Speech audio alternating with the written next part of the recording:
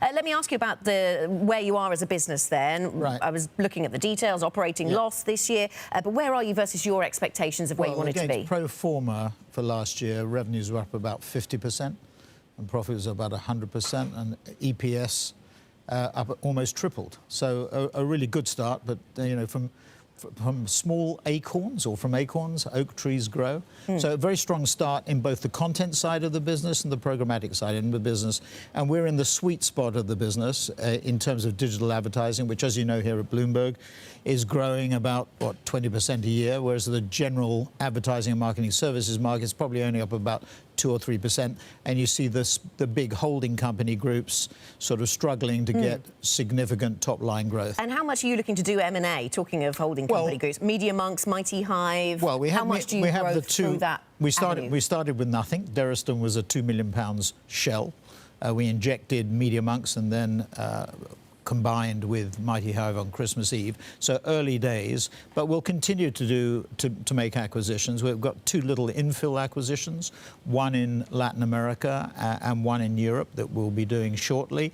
But what we're really focused on is broadening and deepening our relationships with the clients. We've had significant new business wins in the last 3 or 4 months, major global clients such as P&G and Nestle and Avon and Mondelez and Bayer and EA and Electrolux. So strong new business gains, but we want to broaden and deepen those relationships, and at the same time we want to take on more talent. There's a lot of talent in the industry, particularly in the digital area. So again, it's more concentration on that sweet spot. Okay, Matt. Well, you mentioned the bigger advertising companies. Of course, you're still one of the biggest shareholders in WPP. How do you think WPP is handling this market? How do you think the new CEO, Mark Reed, is doing? Well, it's a twosome at the top of WPP. It's Mark Reed and Andrew Scott. And Andrew, I think, is focused on the disposal part of the business. It's early days to come to any judgment. I am, as you say, the largest individual shareholder. I increased my shareholding actually last week, with the addition of about 300,000 shares. So we'll see how they go. But the big advertising groups are all faced with the issues of legacy businesses. We at S4 Capital have the advantage of being, as I said, in the sweet spot of the industry, digital content and digital programmatic, driven by first-party data. So we don't have the weight of the legacy part of the business, which all of the 6 groups that you refer to face. So they're transitioning from legacy to digital, from analog to digital, and it's going to take them some time to get there. So nonetheless, Sir Martin, I'll take your increase in your WPP stake as a vote of confidence on some level. Why is that? Do you think that there's a chance that the business could be broken up?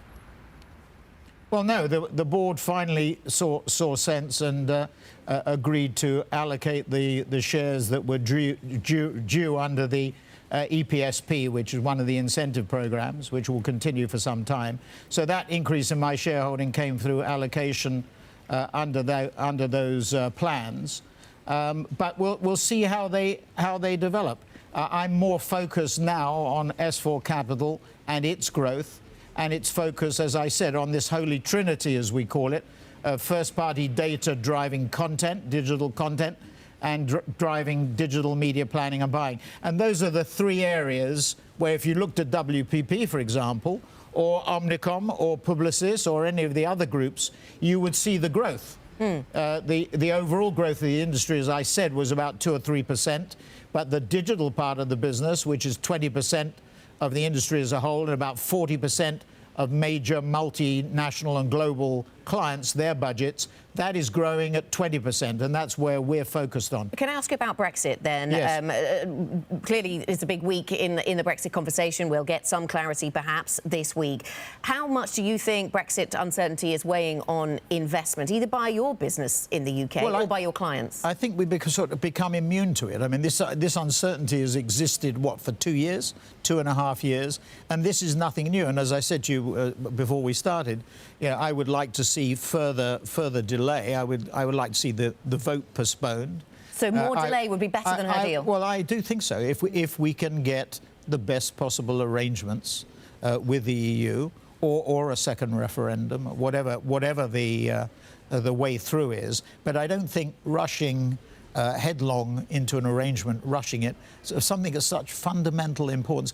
I also find it somewhat aggravating to be just given one route. You know, being forced. We've had, what, 3 votes, or we will have 3 votes if there's a vote tomorrow. It strikes me as being slightly undemocratic.